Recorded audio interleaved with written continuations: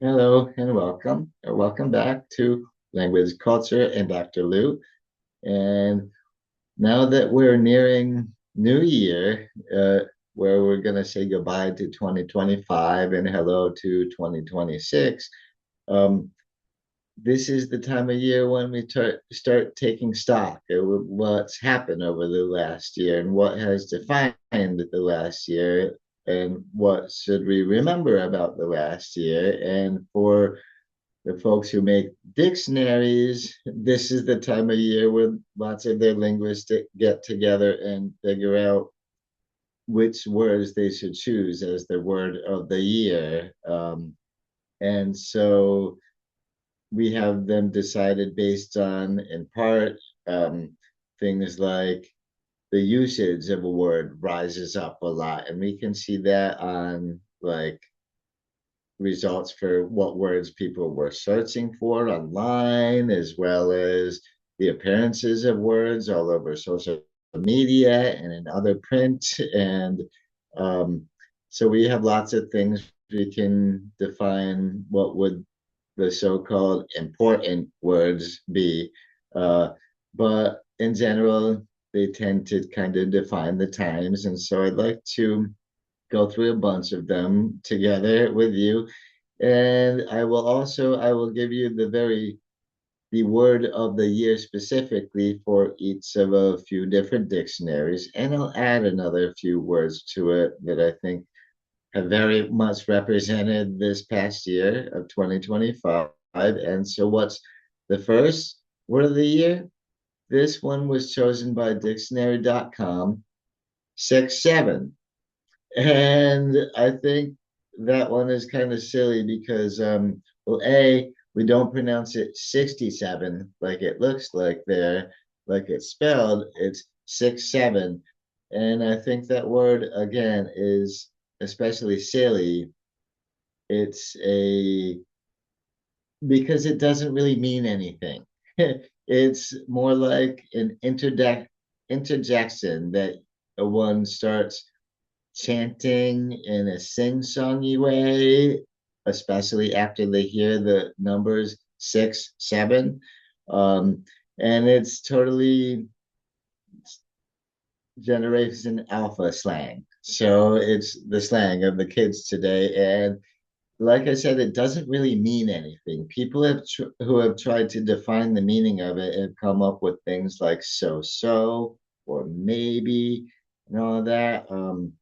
But mostly it's a it's a word that you sort of, if you use it, that defines you as part of a group. There's a kind of slang that we talk about that. I think the word skibidi comes to mind, um, which it's a word that doesn't really mean anything, but people do use it just to signify that they belong to a certain group or another. So if you want to belong to Generation Alpha, apparently you gotta say 6-7. And it's funny, like I said, it's something that doesn't mean anything, but you start chanting it in a sing-songy way, and there's usually some hand movements that go along with it, like the hands going up and down, like 6-7, 6-7. Um, and it's a word that seems to really frustrate almost everybody else who's not chanting it along with it. But the kids really seem to love it. So I expect this word is going to be around for a little while longer, but I don't think too long because what's really the point of a word if it doesn't mean anything, right? If there's no purpose, no meaning to it, it's not going to stick around for too long. As soon as it doesn't seem so cool anymore, it might go away. But hey, we don't know that yet. We got to see for the year to come what happens to 6-7 here. And another word that's been really big this year is rage bait. And this goes along with the fact that we all spend so much time online and so much time that occasionally we start getting a little disconnected from reality. But anyway, to rage bait, this is a verb.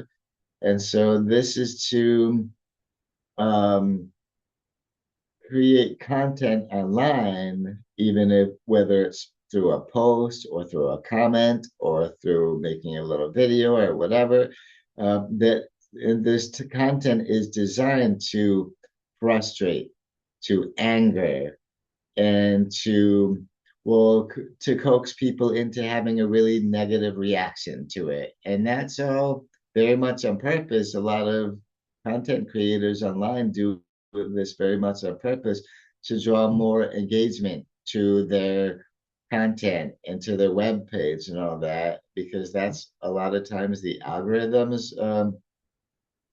they're all about engagement, and they know that people being enraged by things is going to engage them fully in any way. So that's why rage bait is pretty much the verb of the year, at least for Oxford English Dictionary. And anyway, it's the word of the year. And yeah, and so we can use it as a verb to rage bait, or we can use it as a noun, something that simply is rage bait, is online content that's designed to enrage. So Oxford English Dictionary picked the noun rage bait, like the thing rage bait, as their word of the year. But I think that the verb to rage bait deserves some recognition too.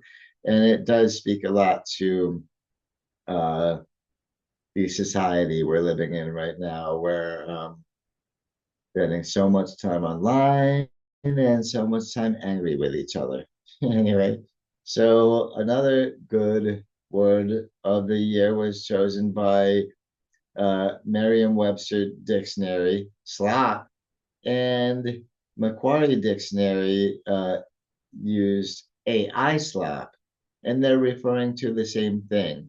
It is um, low content, low digital content, well, low quality digital content, usually generated by artificial intelligence, by AI. And like I said, yeah, very low quality. So there are often a lot of mistakes, a lot of things that you can look for with your two human eyes and see, okay, that's not possible. um, and sadly, yeah, I think this is very much a fitting word of the year slap or AI slap, because honestly, I think like 40% of YouTube videos these days are AI slop, and I'm really not liking that. So anyway, but yeah, so that's word of the year slap as an AI slap. I think a very good one and very fitting for the times we're in. Um, and of course, we've also got, speaking of the times we're in and spending way too much online, parasocial. That has been chosen as the word of the year by the Cambridge Dictionary, I'm pretty sure. And what is a parasocial relationship? That's not an actual relationship, right? A parasocial relationship. This is if you uh, feel like you have an actual relationship with a celebrity or a character from a movie or TV show or even a book or something. So a celebrity that you don't know, or a fictional character, or even with artificial intelligence, like if you name your chat GPT and have a real relationship with it, imagining your friends or whatever, that's a parasocial relationship. And so not that surprised that this has come out this year as a word of the year, because heck, again, we're spending so much time online, getting quite disconnected from reality. And so this is pretty much an obvious product of that. So that's yeah, that's parasocial, and I think that was a good choice in my opinion for word of the year, because it really does get to the kind of times we're in right now. And so my next word of the year is chosen by Collins Dictionary, and it's vibe coding. And I like that they chose vibe coding, which to vibe code would be a verb, but vibe coding comes from this. This is when you're creating a computer program or adapting a computer program, right? And instead of doing the coding yourself to tell it what you want, you have an AI do the computer coding for you. So you pretty much only tell AI some language commands. You give it some language prompts and tell it like that you want this program to, let's say, for instance, if you want, if you're designing a program to calculate the tax on something you're selling, you don't have to work that all out yourself and do the computer program. If you can just tell the AI that you want every total price to have a certain percentage added to it and come up with the grand total afterwards without actually doing any of the work of coding it yourself, that would be vibe coding. So think of it as you just go with the vibes and imagine that the code doesn't even exist, which to me is kind of funny because that means you're really not coding. Now, are you? And that to me is a little dangerous because if people are at this without a real knowledge of coding itself or what the security risks can be of changing code, that might have a poor outcome. But still, vibe coding is a good enough choice for the word of the year because it kind of goes to the point of how AI, how people are, well, we're really counting on AI to do a lot of work for us, which is making, in my opinion, people lazier and lazier and making our work sloppier. And so we're willing to accept all that AI slop online, but yeah, the vibe coding anyway. So that's a good one. Now I've got some other ones that are a little different and they weren't necessarily picked by any dictionary as the number one word of the year, but I know of several of the dictionaries have mentioned we're actually considering these words. And one of these is conclave, right? This is, of course, from, um, I think it comes from ancient Greek, which means it's sort of a closed cabinet, like it's for a closed vote. This is how the Catholic Church gets a new pope every time around. So in April, Pope Francis died, and so they had to do the whole conclave thing to have, well, to elect Pope Leo, pretty much. And so that was a big word of the year because we changed popes this year, and yeah, and I wonder if, I mean, Pope Francis was quite elderly by the time he got to be Pope. And I wonder if that might be a helpful thing to try is try picking some slightly less old popes to make them last a little longer. I don't know. But there are rules about how old you have to be. You have to be pretty darn old. But anyway, so conclave, that's a decent word for this year for 2025 because of, well, Pope Leo coming out, who, by the way, many of you might know this, is the first and only American Pope, first ever American Pope, because he's from Chicago. But anyway, so what other good words of the year have we here in the US, especially gerrymander became a really important word, right? I think we all know about the so-called redistricting done in Texas, and then California had a referendum that would allow them to gerrymander as well. And so it's about selectively cutting up voting districts to get one to give one side an unfair advantage. That's what it's about with politics, anyway.